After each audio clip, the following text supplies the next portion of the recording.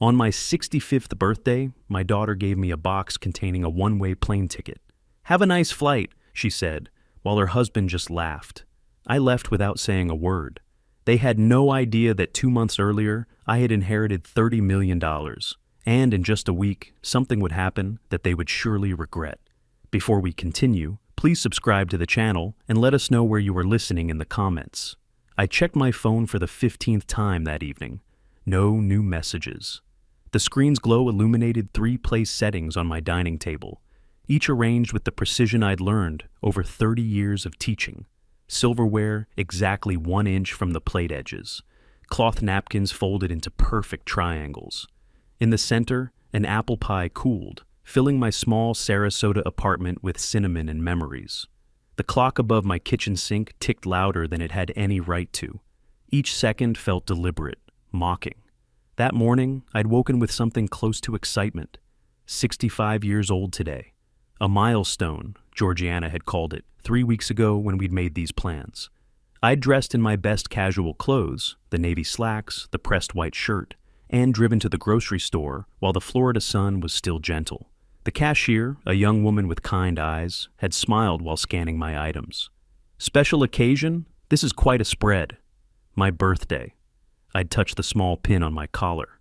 "My daughter's coming for dinner." "How wonderful. 65? "Yes, a milestone," she says. She'd handed me the receipt with genuine warmth. "Well, happy birthday. She's lucky to have a dad who bakes." I'd carried those words home like a gift. "I'm the lucky one," I'd told her.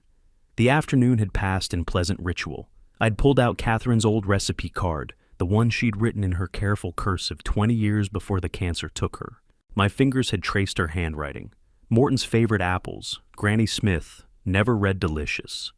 And I'd followed every instruction exactly. While the pie baked, I'd wrapped the gifts I'd purchased 3 months ago. 2 watches, luxury brands, nearly $800 from my teacher's pension. Worth it, I'd thought. Worth every penny to see Georgiana's face light up. To see even Elmer manage something approaching gratitude. I'd written the cards carefully. To Georgiana, may every moment count. Love, Dad. For Elmer, to Elmer, time for new beginnings. Morton. At 4 in the afternoon, I'd sent my first text. "Looking forward to seeing you tonight." No response. At 5:30, I'd tried again. "Dinner will be ready around 7. Drive safe." Nothing. By 7:15, I'd called. Her voice on the voicemail had sounded distant, recorded months ago. "You've reached Georgiana. Leave a message and I'll get back to you." I'd kept my voice steady, casual. "Hi, sweetheart. It's Dad. Just calling to check. The dinner's ready whenever you are. No rush. I know you're busy." The beep had cut me off. "Just let me know when you're on your way. Love you." I'd set the phone down, face up beside my untouched plate. "She's just running late," I'd whispered to the empty room. By 9, the food had gone cold. I'd sat there anyway, watching the door, listening for her car in the parking lot. The wrapped gifts mocked me from the side table. I'd adjusted their position twice, as if perfect placement might summon her. At 11:47, my phone had finally buzzed. My hand had shot out, grabbed it, read the message 3 times. "Sorry, couldn't make it. We'll stop by tomorrow." No explanation, no real apology. Just those 8 words, delivered with the casualness of someone canceling a dentist appointment. I'd typed a response. "I waited all day. What happened?" Deleted it, typed again. "Is everything okay?" Deleted that too. Finally, I'd just left it on read. The silence that followed felt different than the silence before. This one had weight, texture. This one changed things. I'd stood slowly, walked to the pie with its 65 unlit candles. I'd planned to light them when she arrived, sing to myself as a joke, make her laugh. Instead, I'd remove them one by one, methodically, dropping each into the trash. The reversal of the ritual felt significant, though I couldn't yet name why. I'd wrapped everything then, put the food in containers, folded the napkins, wiped down surfaces that didn't need wiping. Then I'd retrieved the old photograph from my bookshelf, 10 years old, maybe more. The 3 of us at Siesta Key Beach, Georgiana's arms around both me and Catherine, everyone grinning at the camera. The sun had been setting behind us, painting everything gold. I'd held it under the lamp, studying my daughter's face. Where had that girl gone?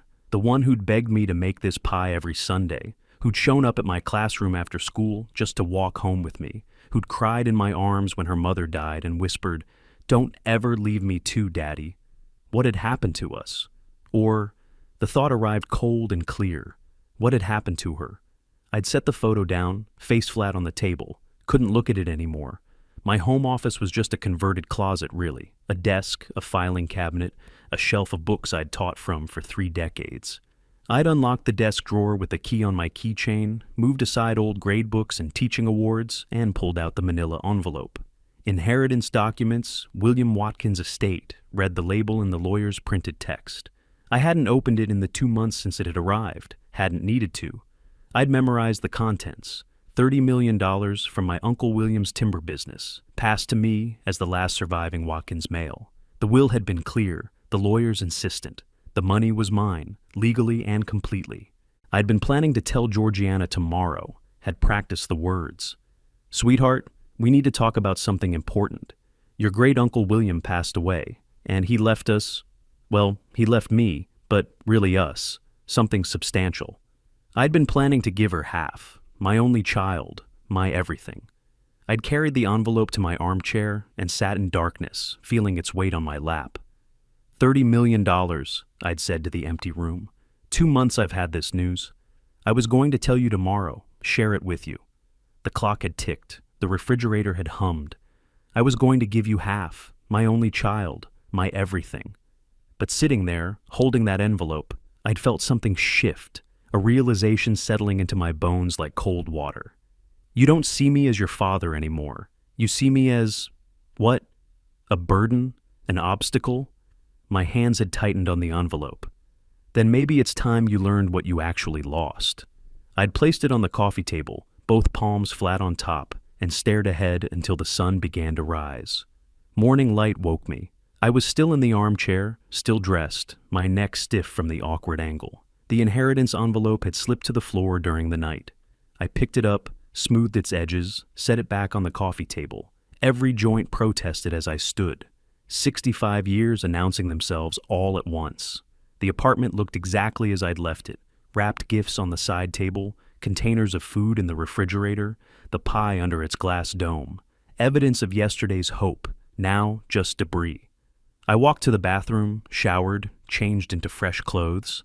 Khakis today, a polo shirt, nothing special. The mirror showed a tired man, but a steady one. The drive to Bayside took 15 minutes through familiar Sarasota streets. I knew the route by heart, had driven it hundreds of times when the house at the end of it had been mine. 5 years ago, I'd signed the deed over to Georgiana. A gift, I'd thought.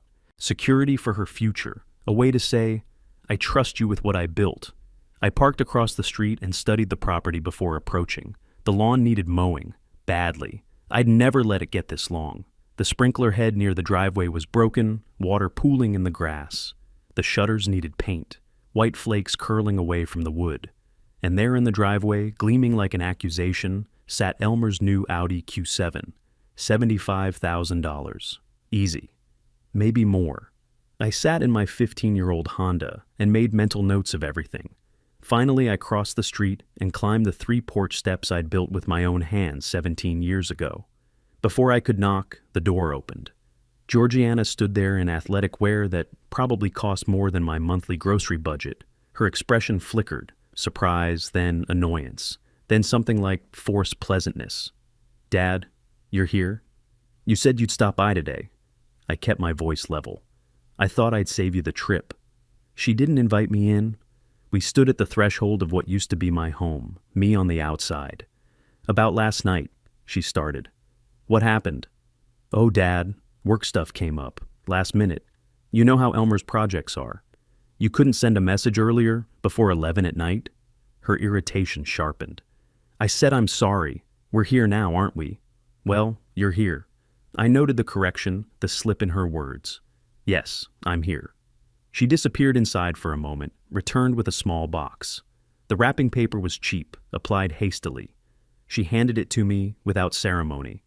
"Here's your birthday gift, Dad. Sorry it's late." I took it with both hands. "You didn't need to get me anything." "Of course we did. It's your birthday." I opened it slowly, peeling back tape, unfolding paper. Inside was a printed airline ticket, not in a card, not in an envelope, just loose in the box like an afterthought. I read it carefully. Orlando International. Departure. May 17th, tomorrow. 1 passenger, 1 way. Orlando. I looked up at her. 1 week at a resort. Well, the flight there. You can figure out hotels. 1-way ticket, I said quietly. Oh, is it? She blinked too quickly. Must have been the website. You can book the return whenever. The lie hung between us like smoke. Happy flight, Dad. I searched her face for something. Regret, affection, recognition of what she'd just done. Found nothing. Happy flight, I repeated softly. You'll love getting away. You've been cooped up in that apartment too long. Have I? Absolutely. Retirement should be about adventures. Adventures, yes. Footsteps sounded from inside the house. Elmer appeared from the hallway, barefoot on my old hardwood floors. He wore designer jeans and a Rolex that caught the light. $8,000 on his wrist, minimum. Mort, getting a vacation, huh? I turned to face him, let 3 seconds pass before I spoke. Elmer, time to see the world, man. Plane leaves tomorrow. You'll love Orlando. Disney, beaches, all that. I taught American history for 30 years. I know what's in Orlando. He laughed, genuinely amused. Right. Professor? Well, now you can see it as a tourist instead of just talking about it. My voice dropped. I never just talked about anything. Something in my tone made his smile falter, just for a second. Then it was back, wider than before. I folded the ticket carefully, 3 precise creases, each pressed with my thumbnail. The way I used to fold papers for filing. I slid it into my shirt pocket, patted it twice. Thank you for the gift, Georgiana. I turned toward the steps. Dad, we'll call you later this week. I paused, didn't turn back. Will you? Of course. Have a safe flight tomorrow. Thank you for the gift, Georgiana.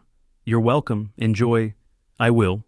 I walked down the steps, across the lawn I used to mow every Saturday to my car, each movement measured, controlled. I didn't look back until I was behind the wheel. In the rearview mirror, I saw them still standing in the doorway. Georgiana said something to Elmer. He laughed. My hands gripped the steering wheel. They were trembling, but not from fear or sadness. This was something else, something colder, something that felt like clarity distilled into physical force. I started the engine, checked my mirrors, pulled away at exactly the speed limit. They wanted me gone, believed they'd succeeded in dismissing me, probably thought I'd get on that plane tomorrow, drift away to Orlando, maybe never come back. An obstacle removed, a burden lifted. What they didn't know, what they couldn't imagine, was what I carried in the safe back at my apartment. The envelope they'd never seen. The 30 million reasons they'd just made the worst mistake of their lives. I drove through morning traffic, already thinking 3 moves ahead. They wanted me gone. They'd get their wish. But not the way they imagined. I didn't drive straight home.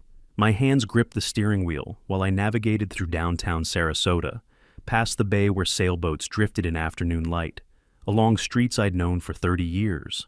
The one-way ticket sat in my shirt pocket like a stone. My mind kept replaying the confrontation. Georgiana's false smile, bright, empty, practiced. Elmer barefoot in my house, that Rolex catching sunlight, his casual contempt dripping from every word. Time to see the world, Mort. The way he'd said my name, clipping it short, refusing the respect of Morton or Sir. A one-way ticket to Orlando, not Paris, not California. Orlando, 45 minutes away. They didn't even want me gone, just out of sight, out of the house. I pulled into Bayfront Park, chose a spot facing the Gulf. The engine ticked as it cooled. I retrieved the ticket from my pocket, unfolded it, studied the details again. Flight 2847, MCO, May 17th, 06:45 a.m. one way. One way, I said to the empty car. $30 million in my account, and my daughter gives me a one-way ticket to Orlando. The absurdity cut deeper than the cruelty. I refolded the ticket along its original creases, placed it in my glove compartment, not throwing it away, saving it, and closed the compartment with a decisive click. Evidence. I was already thinking in terms of evidence. 20 minutes later, I climbed the stairs to my apartment. Second floor, Building C, Unit 207 of Pelican Point Apartments. $1,100 a month for a one-bedroom place I'd chosen because it was close to Georgiana, close to family. The proximity felt like a mistake now. I unlocked the door, set my keys in the small dish by the entrance, habit from teaching, everything in its designated place, and walked to my kitchen.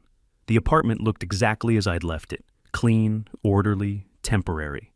Even after 5 years, I'd never fully settled in. Part of me had always expected to be welcomed back to the family home for dinners, for holidays, for lazy Sunday afternoons. That expectation felt foolish now. I made coffee with mechanical precision, ground the beans, medium roast from Sarasota Coffee Company, measured 8 ounces of water, set the French press timer for 4 minutes. While waiting, I stood at the kitchen window overlooking the parking lot, not really seeing it. "Happy flight, Dad," her voice replayed in my head. When the timer beeped, I poured coffee into my favorite mug, the one Georgiana had given me 15 years ago, "World's Best Dad," printed in fading letters, and carried it to my small office. The second bedroom held floor-to-ceiling bookshelves, American history texts, presidential biographies, my old lecture notes bound in 3-ring binders. In the closet, behind winter coats I'd kept, despite Florida's weather, sat my fireproof safe. I knelt, right knee cracking slightly. My fingers found the combination dial. Right to 07, left past 07 to 15, right to 42. Catherine's birthday. The mechanism clicked. I paused before opening it, hand on the handle, taking a deliberate breath. Inside, arranged neatly, Catherine's engagement ring in its velvet box, my father's pocket watch, my birth certificate, and beneath everything, protected and waiting, the manila envelope marked "Estate of William J. Watkins, Confidential." I lifted it with both hands and carried it to the kitchen table. The envelope seal had been broken 2 months ago when I'd first received it. I spread the contents carefully. Attorney's letter in the center, bank statements to the left, tax documents to the right, legal transfer papers below, creating a visual map of my new reality. I put on my reading glasses and began reviewing documents I'd already memorized.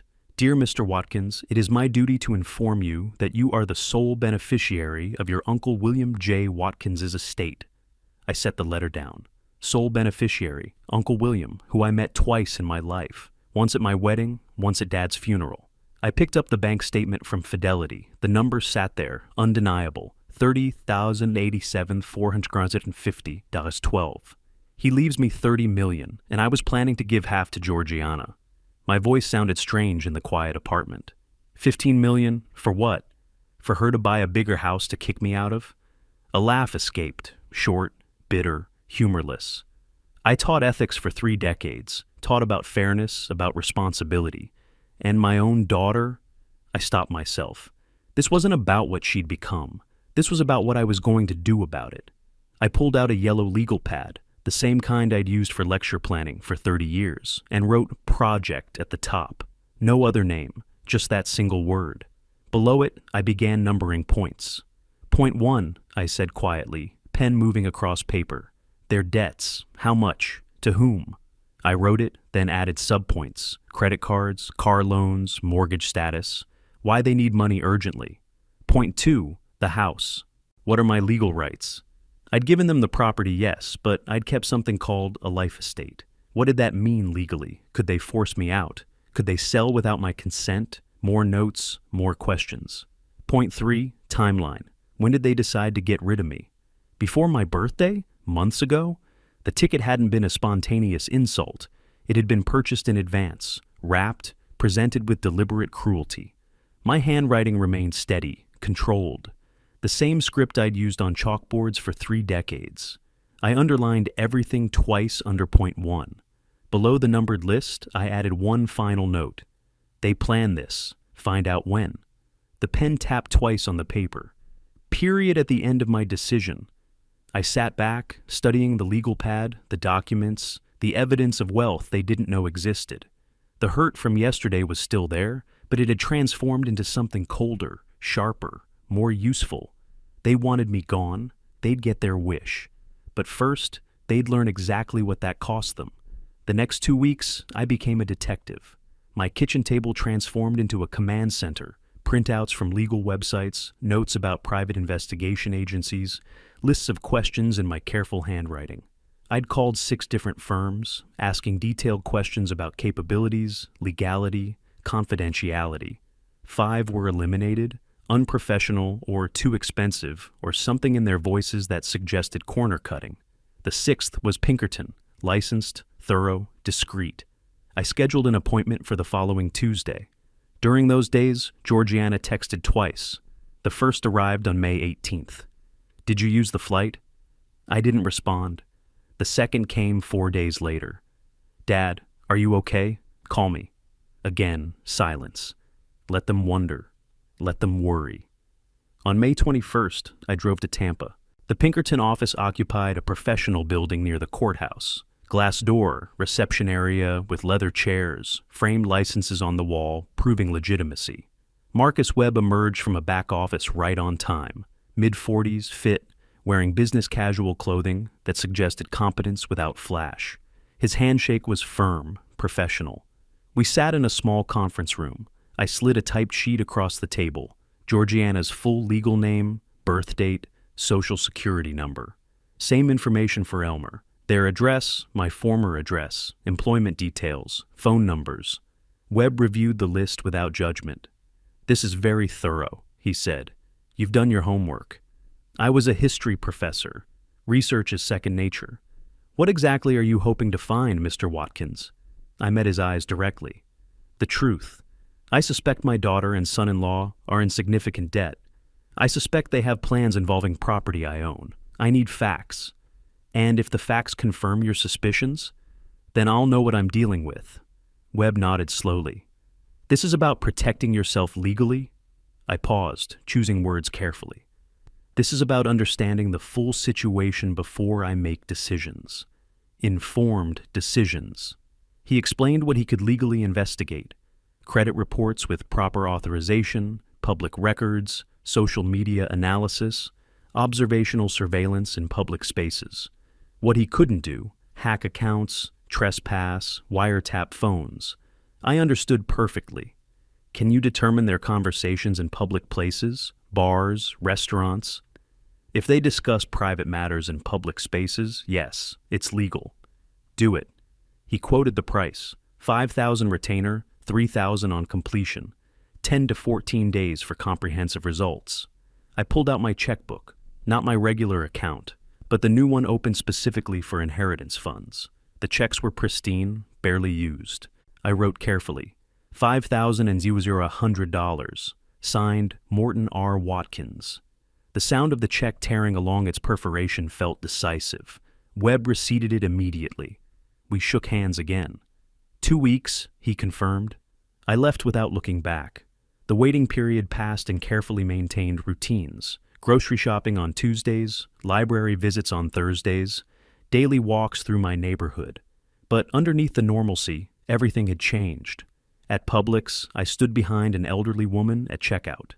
She counted change from a cloth purse, hands trembling slightly. The total was $38.21. She had $29.74. The cashier, young, impatient, sighed audibly. The woman started removing items: bread, milk, eggs. I watched this and saw a possible future if I'd been truly poor, truly dependent on my daughter's charity. I stepped forward, handed the cashier my credit card. "I'll cover the difference." The woman protested weakly. I cut her off gently. "Please, it's done."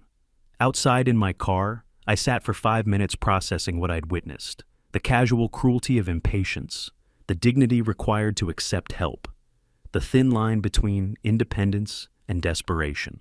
At Selby Library, I checked out books about elder financial abuse, family law, property rights in Florida. The librarian read the titles as she scanned them. "Heavy reading. Research project?" You could say that. Her concern showed in her expression. "Everything all right? Some of these are about elder abuse." I met her eyes, managed a small smile. "Just educating myself. Prevention is better than cure.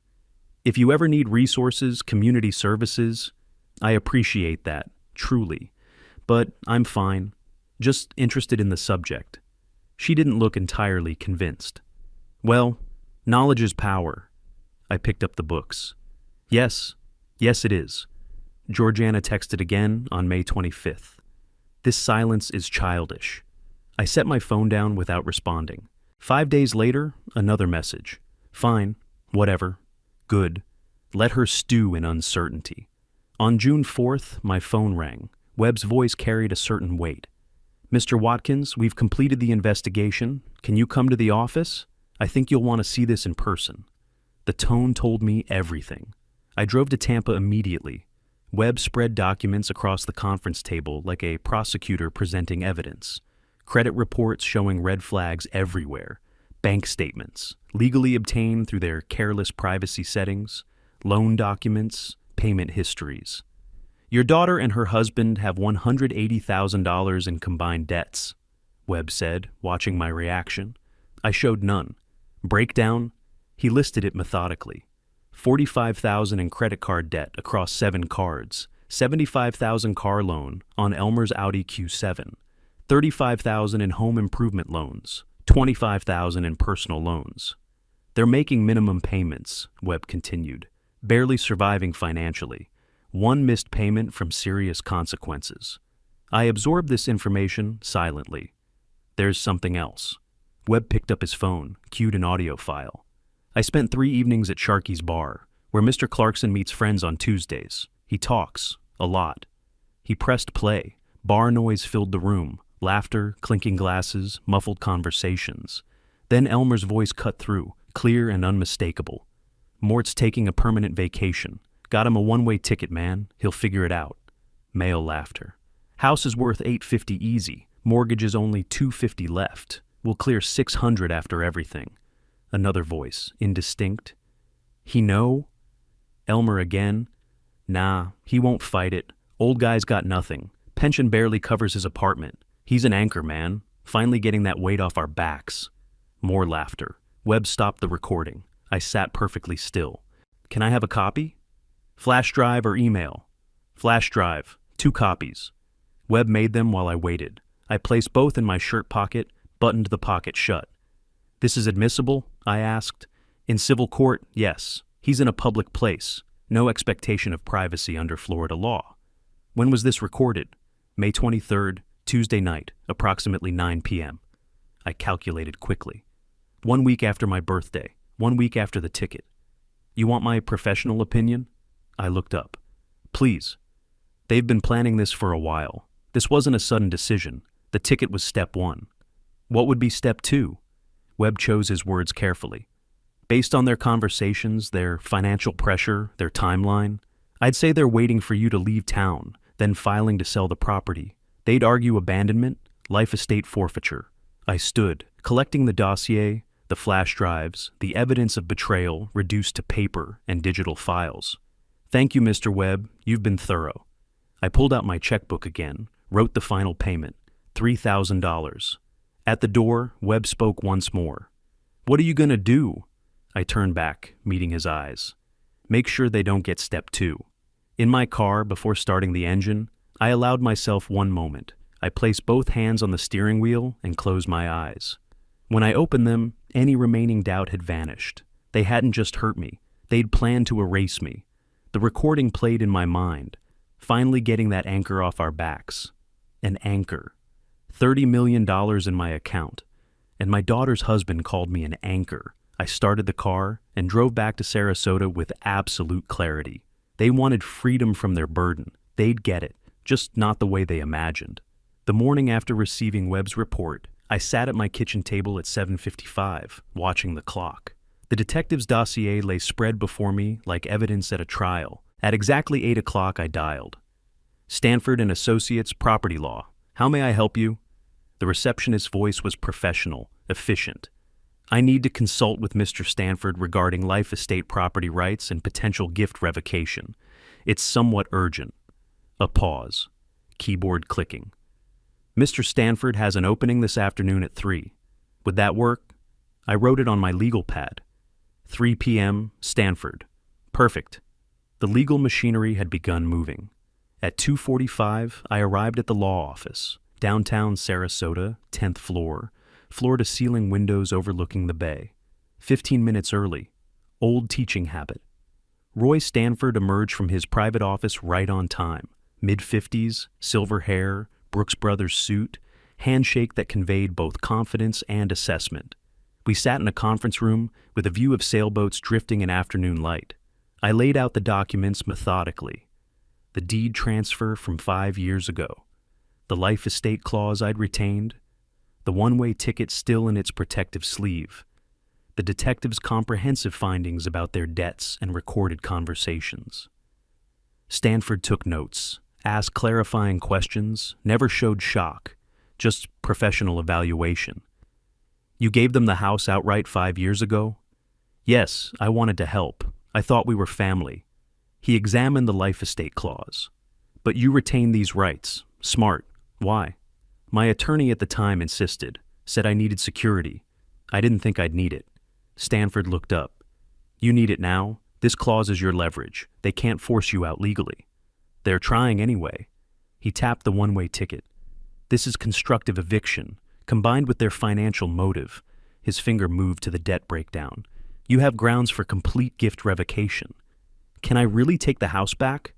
With proper legal procedure and this evidence? Absolutely. He leaned back. The question is, do you want to? I considered my answer carefully.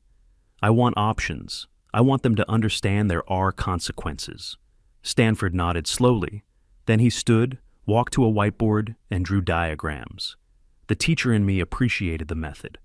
Life estate means you retain the right to occupy the property until death. They own it, but can't force you out or sell without your consent. Arrows showing my retained power. If you can demonstrate they're constructively evicting you, making conditions untenable, forcing you to leave, you have grounds for revocation. Is a one-way ticket evidence, combined with their debt situation and stated intention to sell? Absolutely.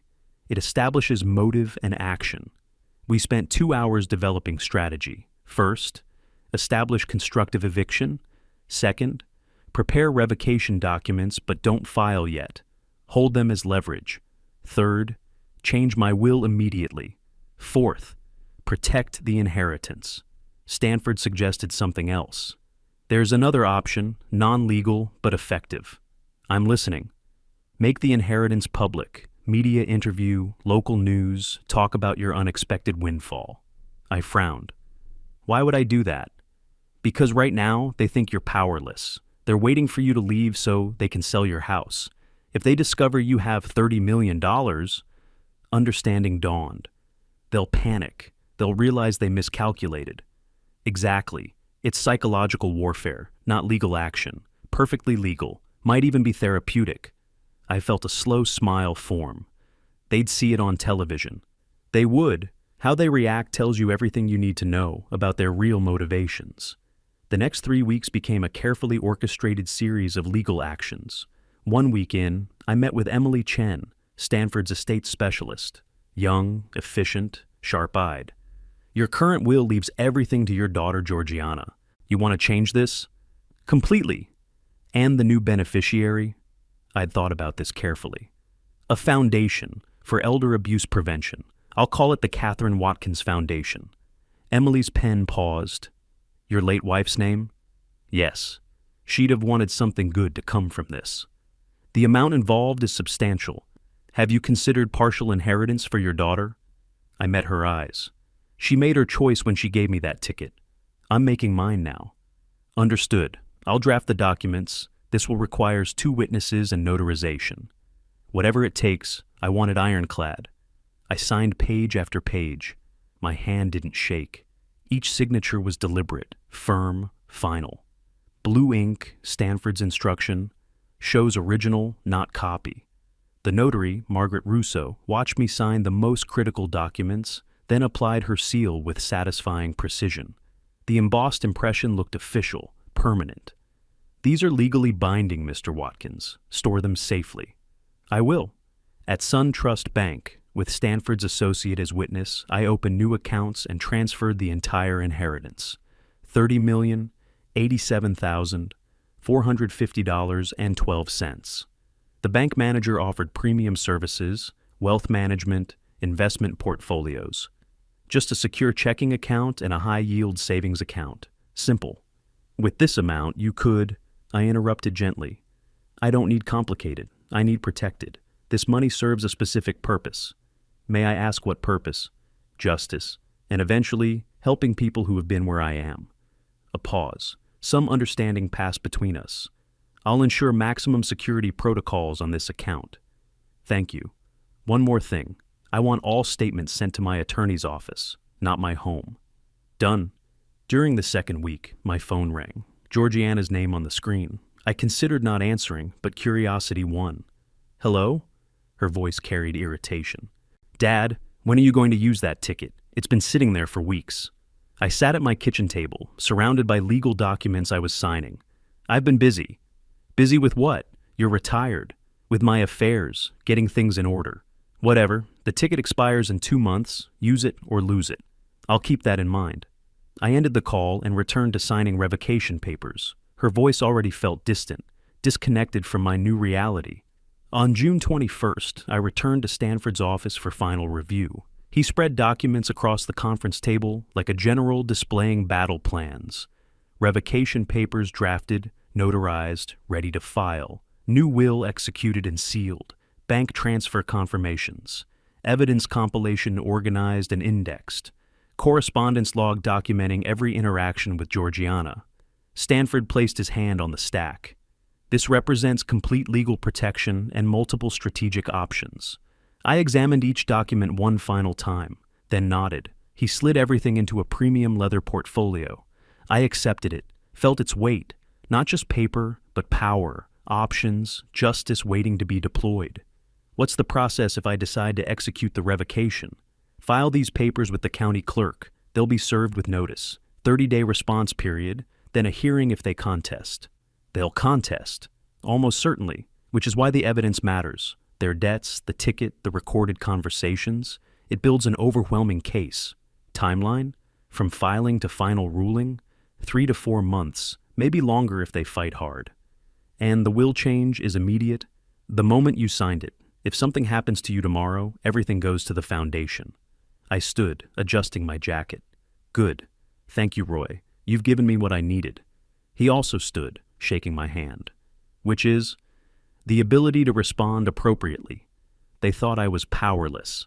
I picked up the leather portfolio. Now I'm not. With the legal foundation secure, I moved to the next phase. Stanford had called it psychological warfare. I called it information distribution. I sat at my laptop, researching local media contacts. WFLA Tampa Bay's Ordinary People Extraordinary Stories segment caught my attention. Perfect for my purposes. I typed carefully, Dear WFLA Programming, I'm a 67-year-old retired history professor with a story I believe would resonate with your viewers. After living modestly on a teacher's pension for years, I recently inherited $30 million from a distant relative I barely knew. This unexpected change has given me perspective I'd like to share with other seniors about hope and possibility at any age. I have complete documentation and would be honored to participate in your segment. I attached a professional photo of myself, clicked send. At 2:47 that afternoon, my phone rang. Henrietta Morgan, producer, interested. Could we meet tomorrow? We met at Perk Coffee Bar. She arrived exactly on time. Mid-40s, professional warmth, tablet in hand. I paid for our coffee, then told my story. 3 decades teaching young people, living carefully on pension. Uncle William in Boston, saw him twice in my life. The attorney's call in March, the overwhelming amount, the disbelief. Walk me through the moment you found out. Where were you? In my car. The attorney called, asked me to come to his office in Tampa. Wouldn't say why. You drove not knowing? I assumed it was about settling Uncle William's affairs, maybe a keepsake, some photos. And when he told you? I paused, let genuine emotion surface.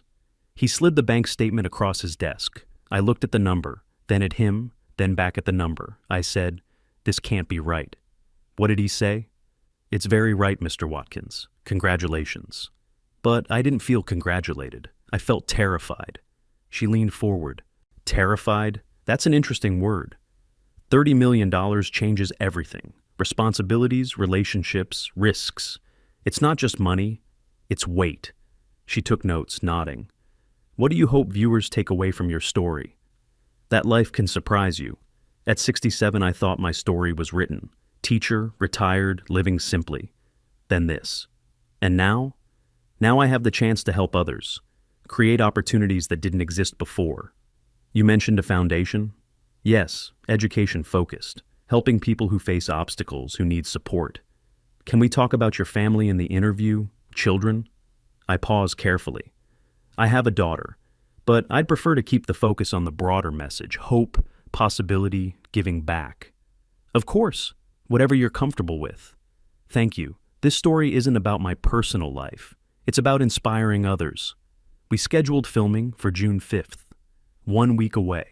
That evening, I pulled up my existing conference registration, American Historical Association, Pacific Northwest Regional Conference, June 10th through 13th, Vancouver. I'd registered in January, back when life was different. Now it served a different purpose. I booked my flight. Alaska Airlines, direct Sarasota, Vancouver, June 10th morning, departure. Reserved hotel room at the Fairmont, Vancouver. Printed my itinerary. The conference was real, the trip legitimate, the timing perfect. Interview airs June 11th evening, Florida time, 6 p.m. Eastern, 3 p.m. Pacific.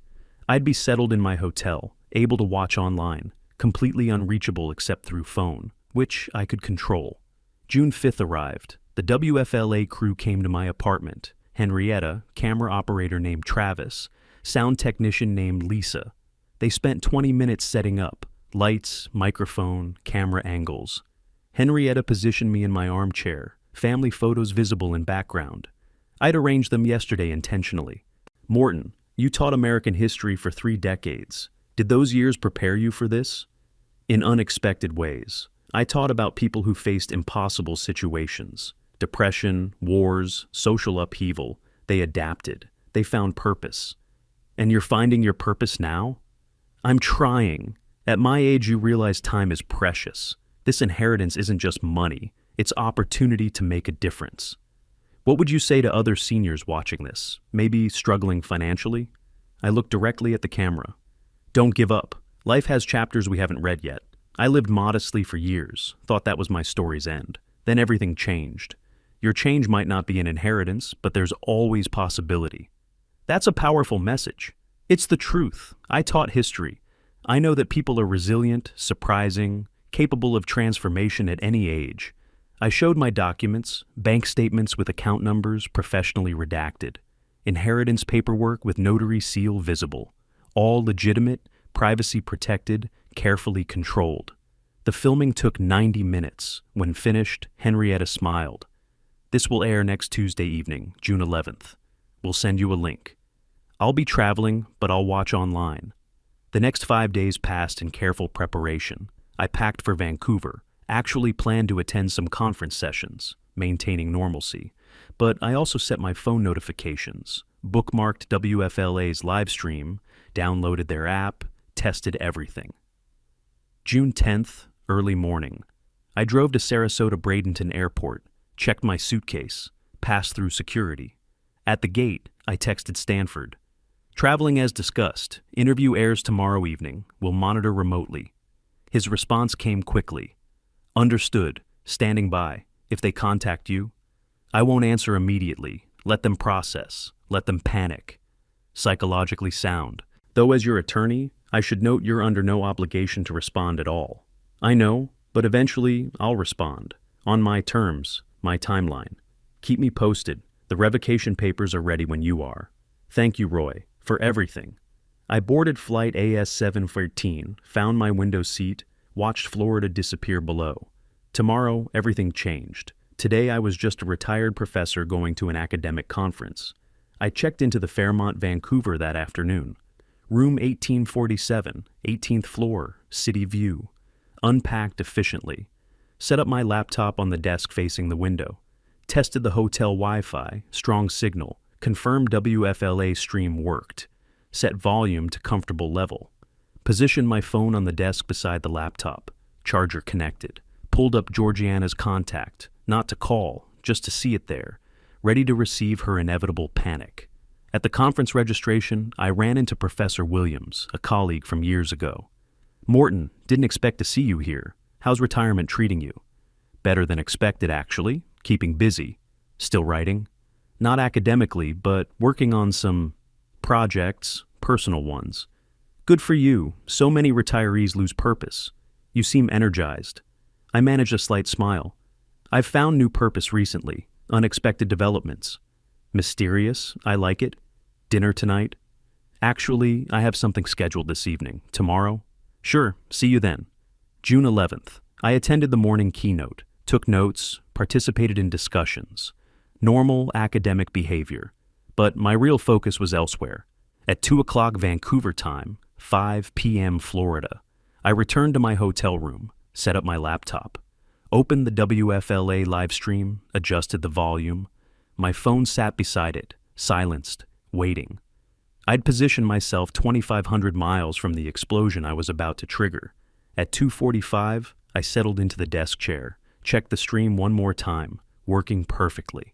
At 3 o'clock exactly, 6 p.m. in Florida, the Ordinary People, Extraordinary Stories opening credits began.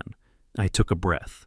Somewhere in Sarasota, my daughter was about to discover that the powerless old man she'd dismissed as an anchor had $30 million she knew nothing about. The segment began. My face filled the screen. And I pressed play. At precisely 3 o'clock Vancouver time, the WFLA stream loaded on my laptop. The Ordinary People, Extraordinary Stories logo appeared with its uplifting music. I sat motionless in the desk chair, hands folded, phone on silent 6 inches to my right. I'd been waiting for this moment for weeks. Henrietta Morgan appeared on screen, professional and warm. Life can surprise us when we least expect it. Tonight's story is about second chances and unexpected blessings. Cut to my face, my apartment in the background.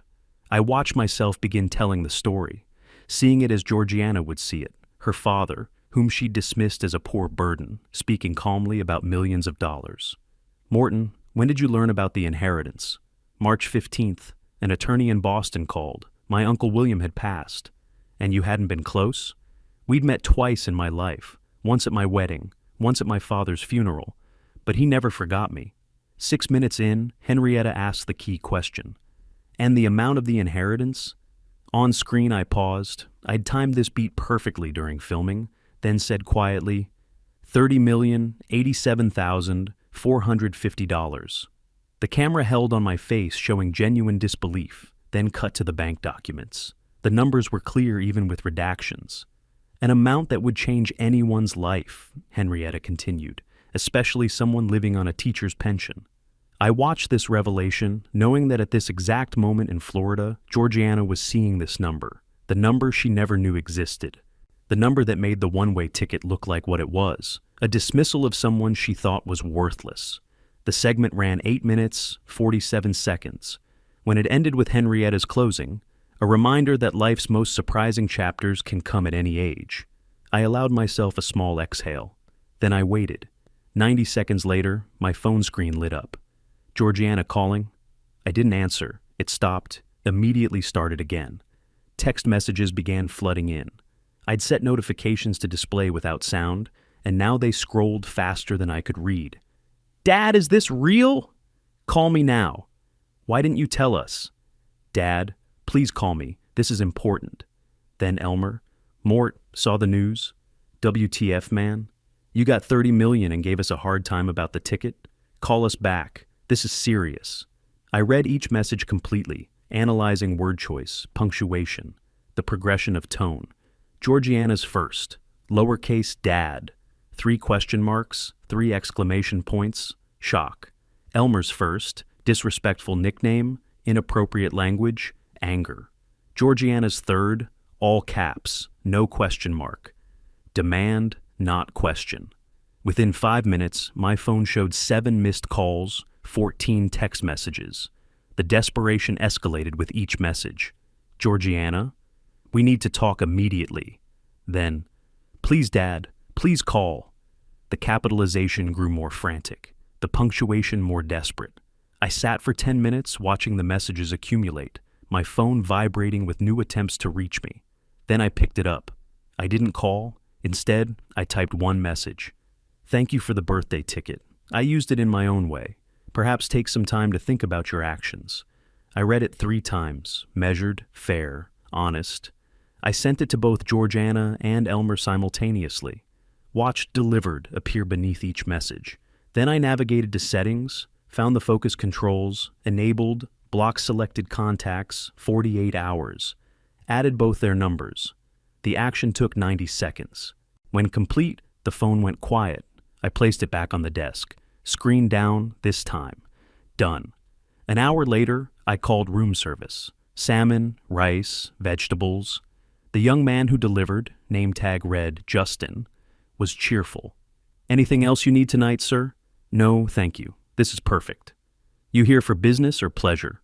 A conference. History professors, rather dry stuff. He smiled.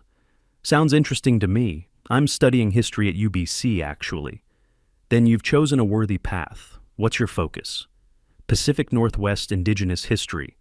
Critical work. Someone needs to tell those stories properly. That's the goal. Enjoy your dinner, sir. Thank you. Good luck with your studies. When he left, I ate slowly at the desk, fork in one hand, conference program in the other. Reviewing tomorrow's schedule, 9 a.m. keynote, 11 a.m. panel on teaching difficult histories, 2 p.m. discussion on primary source analysis. Normal academic pursuits. Meanwhile, in Florida, my daughter was experiencing a very different kind of education. I finished dinner, placed the tray outside my door, and called Stanford from the hotel phone. Roy, it's Morton, using hotel line. Saw the broadcast online. Well done, professional, compelling. The response was immediate. 7 calls, 14 texts within 5 minutes. Expected, how did you reply? 1 text. Thanked them for the ticket, suggested they reflect on their actions, then blocked them for 48 hours. Psychologically devastating. They can't respond, can't negotiate, can't control. That's the idea. Let them sit with it. No resolution, no closure. When do you return? 3 days. Conference ends the 13th. I'll fly back the 14th. I'll be ready. They'll likely have tried to reach me too. Don't respond yet. Let them scramble. Understood. Enjoy Vancouver. You've earned some peace. After we hung up, I stood at the hotel window. Floor-to-ceiling glass, 18th floor, panoramic view of Vancouver's evening cityscape. I held my coffee cup and watched lights come on in buildings across the city. I was physically in Canada, but mentally calculating what was happening 2,500 miles south. Georgiana pacing her house, my house. Elmer probably drinking. Both desperate to reach me, unable to. The distance felt appropriate, geographic space matching emotional space. I stayed at the window for 20 minutes, occasionally sipping coffee, mostly just existing in the quiet aftermath of the explosion I'd set off. My reflection in the glass showed a man at peace with his choices. Tomorrow I'd attend academic panels about constitutional history. Tonight, in Florida, my daughter was learning what happens when you discard family like trash. I took another sip. The city lights blurred in the window's reflection. Phase 1 complete. I later learned what happened while I watched Vancouver's lights. June 12th, 7 in the morning, Georgiana sat at her kitchen table, my former kitchen, staring at her phone screen. Message not delivered. She'd tried 15 times overnight. Blocked, blocked, blocked. Elmer paced behind her, already agitated. We need to go to his apartment, now. They drove to Pelican Point Apartments, my rental complex. Found unit C207. Elmer pounded on the door. No answer. He tried calling again, still blocked. Next door, Mrs. Patterson emerged from C205, curious and concerned. Can I help you? Georgiana forced a smile. We're looking for Morton Watkins. I'm his daughter. Mrs. Patterson's face softened. Oh, how nice. Morton mentioned you. He's away at a conference this week. Canada, Vancouver, I think. History professors gathering. Georgiana's smile cracked. Vancouver. International. Intentionally unreachable. You must be Georgiana, Mrs. Patterson continued. Morton showed me pictures. You were just a little girl in them. That was a long time ago. Georgiana's voice was tight. Do you know when he'll be back? He said about a week. Left Monday. Seemed very happy about the trip. Elmer interrupted. Did he mention anything else? Any financial news? Mrs. Patterson looked confused. Financial news? Not to me. We mostly talk about books. He's such a thoughtful man. That word, thoughtful, made Georgiana flinch. Thank you for your help. As they left, Mrs. Patterson called after them. Should I tell him you came by? Georgiana paused. No, that's okay. We'll call him. Back at the house, desperate, they searched online. Inheritance law attorney, Sarasota. Jeffrey Brennan, emergency consultation available. $400. That afternoon, they sat in his modest downtown office. My father inherited $30 million 2 months ago, Georgiana explained in a rush. He just told us via television. We're his only family. What are our rights? Brennan's expression didn't change. He'd heard stranger stories. Are you a beneficiary on his bank accounts? I don't know. In his will? Maybe. I used to be, years ago. Used to be doesn't help. Current will is what matters. He explained Florida law methodically. Inheritance is separate property. Adult children have no automatic claim. Florida law is clear on this. Adult children have no claim to parental assets during the parent's lifetime. But I'm his only child, his only family. Emotional relationship doesn't create legal obligation. If you were a minor dependent, different story. But you're 38, married, employed. Elmer leaned forward. So he can just keep everything, not share anything? It's his money to do with as he pleases. He could give it all to charity, spend it on cars, legally, his choice. What if he dies? Georgiana asked quietly. Then we inherit? Only if you're in his will, and wills can be changed any time. Understanding dawned on Georgiana's face. I don't know if I'm currently a beneficiary. Then you have no guarantees. I'm sorry. That'll be $400. Driving home, Georgiana had a realization. The house. We still have the house. He gave it to us 5 years ago. It's in our names. Elmer suddenly energized. The house is worth $850K. We sell it, clear our debts, we're fine. They rushed home, tore through their file cabinet, found the deed in a folder marked House Papers. Georgiana called Sarah Chen, the real estate attorney they had contacted months ago. Sarah, we're ready to list the property. How quickly can we sell? Market's good. Comparable homes selling in 30 to 45 days. But first, I need to review the deed. Any encumbrances I should know about? Georgiana hesitated. My father, when he transferred the house, he kept something. Life estate? Sharp intake of breath from Chen. You have a life estate holder? Is he still living? Yes. Then you cannot sell without his written consent. The life estate supersedes your ownership for purposes of sale. But it's in our names. We own it. You own it subject to his life estate. Think of it as you own a locked box, but he has the only key. Can we buy out his life estate? Only if he agrees to sell it. And given market rates, a life estate on an $850K property for a 67-year-old man, probably valued at $300,000 minimum. Can you afford that? Georgiana thought of their debt. No. Then you need his cooperation. Without it, that house can't be sold until he's gone. And he's not talking to us. Then you have a problem. I'm sorry. The call ended. Georgiana and Elmer sat in the living room. My living room, my furniture, my life estate. Surrounded by evidence of their failure. They couldn't access the inheritance, couldn't sell the house, couldn't even reach me. $180,000 in debt, creditors calling, bills due. The trap had closed completely. That evening, Elmer retreated to the garage. Georgiana could hear him throwing things. She sat at the computer in my old study. They'd painted over my careful organization, turned it into their office, opened email, typed my address. Subject line, I'm sorry, Dad.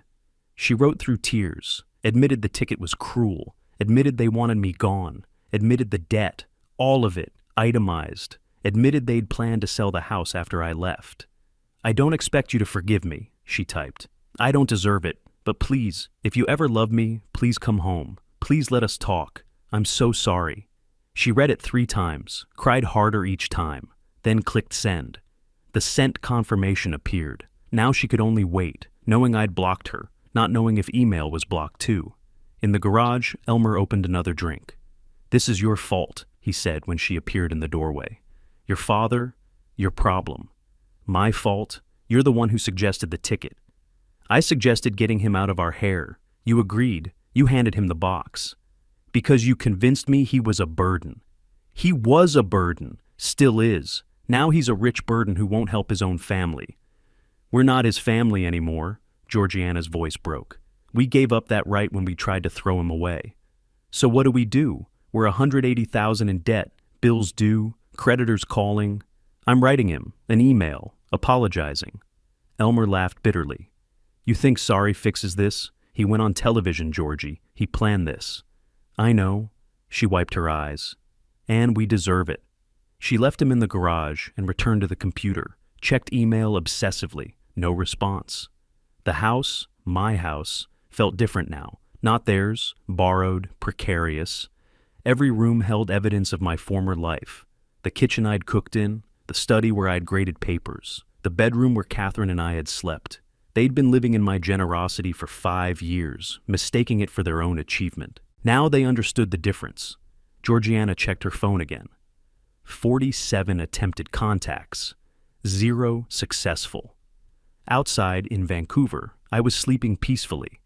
Inside their panic, they were learning what I'd already known. That kindness withdrawn feels like cruelty. That gifts can have conditions. That family is earned, not assumed. And that $30 million changes everything, especially when you don't have access to it. I landed at Sarasota-Bradenton Airport on June 21st, pulling my single suitcase through the familiar terminal. The Vancouver conference had been productive. Academic sessions, networking, normal professorial activities. But my mind had been on Florida. On June 13th, after the 48-hour block expired, I'd unblocked their numbers. 47 new messages flooded in. I read everyone, from angry to desperate to pleading. Georgiana's email had arrived June 12th. I read it 5 times in my hotel room, then forwarded it to Stanford via secure email. Dad, I'm so sorry. We were wrong. What we did was cruel and thoughtless. She'd admitted everything. The debt, $180,000, itemized. The plan to sell the house. The ticket meant to get rid of me. Even Elmer's bar conversations, though she didn't know I'd recorded them. I don't expect you to forgive me. I don't deserve it. But please, if you ever love me, please come home. Please let us talk. At baggage claim, I watched families reuniting, children hugging parents, genuine love, genuine connection. I thought about what I'd lost, what Georgiana had thrown away. I collected my bag, drove to my apartment, unpacked methodically. Conference materials went to recycling. The leather portfolio from Stanford still held all the legal documents, including the house revocation papers. I placed them on my desk beside a printout of Georgiana's email, 2 documents, her admission, my nuclear option. That evening, I typed a response. I'm back in Sarasota. We'll meet tomorrow, 2 p.m. at my attorney's office. Both of you, address below, don't be late. Send, brief, controlled, setting the terms. The next morning, I arrived at Stanford's office an hour early. You're sure about this approach? Stanford asked. You could just revoke the house now. You have grounds. I could, but she's still my daughter. She gave you a one-way ticket on your birthday. I know, and that's why there are conditions, not forgiveness. She gets one chance to prove she can change. And Elmer? Elmer's the poison, but forcing them apart isn't my role. If she chooses to stay with him despite this, that's her decision. We reviewed the agreement we'd drafted over email while I was in Vancouver, every clause carefully worded, enforceable, specific. Stanford read aloud. Condition 1. Mandatory family therapy, 6 months minimum, weekly sessions. I interrupted. Not just attendance, participation. The therapist needs to report monthly on genuine engagement. Stanford made the note. The rent? $500 is far below market, he observed. Why so low? It's not about money, it's about principle. They need to physically write a check to me every month, acknowledging who actually controls their housing. Stanford nodded, understanding the psychology. At 1:55, I watched from the 10th floor window. Georgiana's car pulled into the parking lot. She and Elmer got out separately. No interaction, obvious tension. 5 minutes later, the receptionist buzzed. Mr. Watkins, your guests are here. Stanford and I exchanged a look. Ready? Yes. We walked to the conference room. Georgiana stood when I entered. She looked terrible. Weight loss, dark circles, worn clothing. Financial pressure showing. She moved toward me. Dad, I held up a hand. Sit, please. She sat. Elmer didn't stand, didn't greet me, just glared. I sat across from them, Stanford beside me. The power dynamic was crystalline. "Thank you for coming," I began. "I received your email, Georgiana." Hope flashed across her face. "Dad, I meant every word. Let me finish." My hand rose again. "I acknowledge your apparent remorse. Whether it's genuine, time will tell." Elmer leaned forward. "Apparent remorse? She's been crying for 2 weeks." I ignored him, kept my eyes on Georgiana. "Actions have consequences. You both made choices. Now we address those choices." "Whatever you want," Georgiana whispered. "Anything. Just please." I'm prepared to offer a path forward, but it requires commitment, honesty, and accountability. Are you capable of that? "Yes, absolutely." I finally looked at Elmer. "Both of you?" Long pause. "What kind of path?" I slid the agreement across the polished table. It came to rest directly between them. "Read it. Take your time. Ask questions." Georgiana picked it up with trembling hands. Elmer crossed his arms, refused to touch it. I waited, patient, no expression. "Condition 1, I said quietly. "Family therapy, 6 months minimum, weekly sessions. I'll pay. You'll attend and participate honestly." "Yes," Georgiana breathed. "Of course." Condition 2, "Elmer, you'll find full-time employment within 30 days and keep it for 1 year minimum. That's non-negotiable. Stability, responsibility, contribution." His jaw clenched. "I've been looking for work." "Then you have 30 days to succeed." Condition 3, "You'll pay me $500 monthly rent for the house." Elmer stood. "Rent? For our own house?" My voice stayed level. "My house, which I allow you to occupy. The rent acknowledges that reality." Georgiana pulled him back down. "We'll pay it. We will." I continued through the remaining terms: monthly proof of employment, therapy participation reports, good faith compliance with all conditions. "After 1 year, if conditions are met, I'll review your financial situation. Consider assistance with your debts. Maybe." "Maybe?" Elmer's voice dripped contempt. "That's all you get. Maybe, based on genuine change, not performance."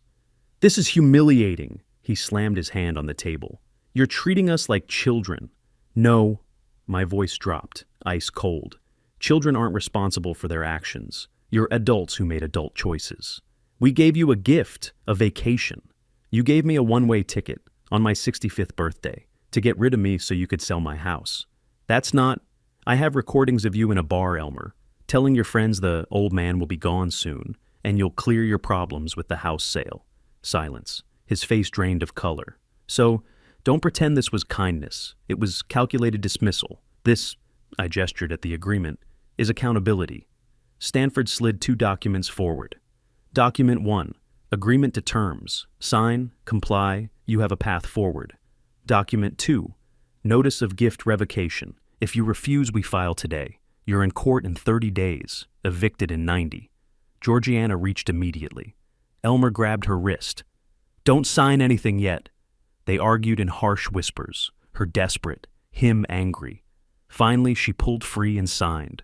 3 pages, Georgiana Watkins Clarkson in shaking script. Elmer stared at her signature, at my expressionless face, at Stanford's professional patience. He signed, "Elmer J. Clarkson," aggressive strokes that nearly tore the paper. Stanford witnessed, dated, made copies. I stood, buttoned my jacket, picked up my copy, tucked it under my arm. "Therapy information will be emailed tonight. First session is June 29th, 10 a.m. Don't be late."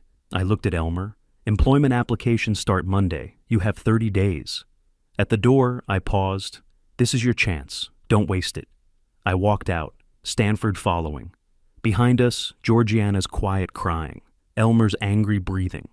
We left the door open, let them sit with their choices. 2 months later, late August, I sat reviewing monthly reports at my kitchen table. Dr. Rebecca Soames's therapy summary for July.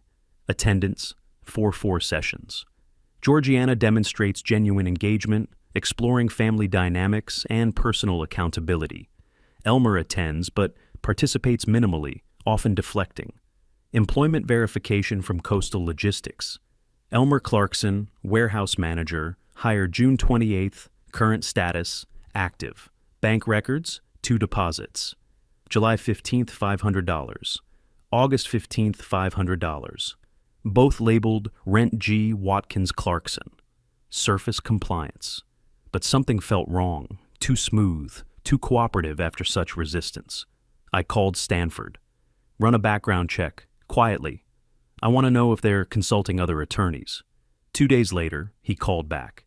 Elmer met with Bradley Collins, a state litigation specialist, 3 times in the past month. I absorbed this silently.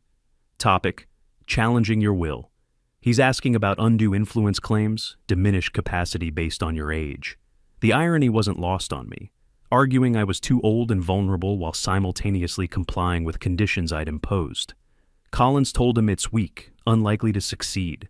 But the consultations happened, while Elmer was attending your therapy, working his job, paying rent. Surface compliance while planning to override my decisions. Exactly. What do you want to do? File revocation, full evidence, today. The hearing came quickly. August 28th, Sarasota County Courthouse. I arrived with Stanford and a banker's box of evidence. Every piece of documentation we'd gathered over 4 months. Georgiana arrived with Jeffrey Brennan, the attorney who'd told them they had no inheritance rights back in June. Elmer looked defiant in a suit bought for the occasion. Judge Margaret Williams presided, late 50s, experienced, no nonsense. Revocation of gift deed based on constructive eviction and breach of good faith, she read. Mr. Stanford, present your evidence. For 2 hours, Stanford methodically built the case. The detective's report. The bar recording, Elmer's voice filling the courtroom. The old man's taking a permanent vacation. House is worth $850 easy. The one-way ticket in its plastic sleeve. Georgiana's admission email. The recent consultations with Collins. Each piece adding weight. Brennan called Georgiana to testify. Do you love your father? She cried. Yes, I do. I made terrible mistakes, but I love him. Stanford's cross-examination was surgical. Mrs. Clarkson, when did you learn your husband was consulting an estate attorney? She froze. What? Answer the question. July, mid-July. And you didn't inform your father? I told Elmer to stop. I thought he would. But he didn't. He consulted again in August. Did you tell your father about July? Quietly. No. So while your father was paying for your therapy, accepting your rent, giving you a chance to prove change, you were withholding information about your husband's attempts to undermine him. Tears streamed down her face. I didn't want to ruin our chance. You didn't want to face consequences for enabling bad behavior. Again. Judge Williams reviewed the evidence for 30 minutes without speaking. Then she looked up. The original gift was made in context of family relationship with certain reasonable expectations. Those expectations, mutual respect, good faith, honoring the life estate holder's dignity, were systematically violated. Brennan tried to interrupt. Your Honor, my clients have been complying. Superficial compliance while simultaneously seeking to undermine the donor's testamentary wishes is not good faith, counselor. She looked at the evidence. The bar recording alone demonstrates intent to constructively evict. The one-way ticket demonstrates execution of that intent. The recent attorney consultations demonstrate ongoing bad faith. Gavel. Gift revocation granted. Defendants have 30 days to vacate. Court costs assessed to defendants. We're adjourned.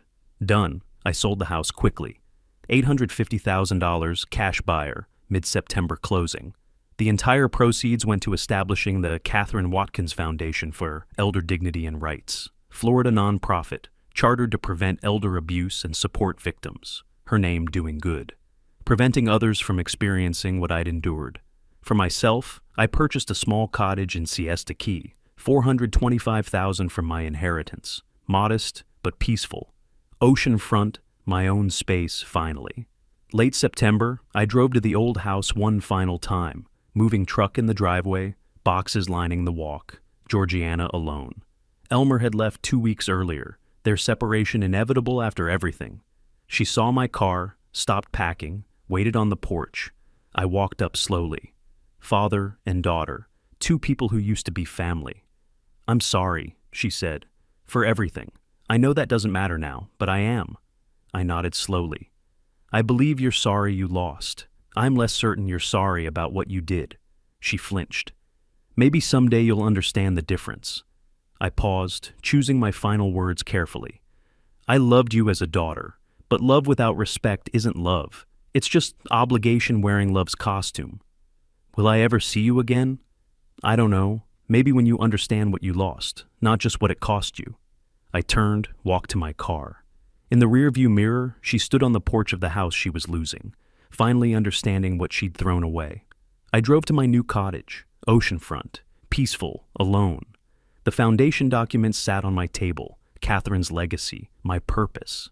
$30 million hadn't bought me family, but it had bought me justice, dignity, and the power to help others. I'd taught accountability for 30 years. Now I'd lived it. The sun set over the Gulf of Mexico, painting everything gold. I poured coffee, stood at my window, watched the waves, at peace. If you like this story, please like this video, subscribe to the channel, and share your impressions of this story in the comments. To listen to the next story, click on the box on the left. Thank you for watching.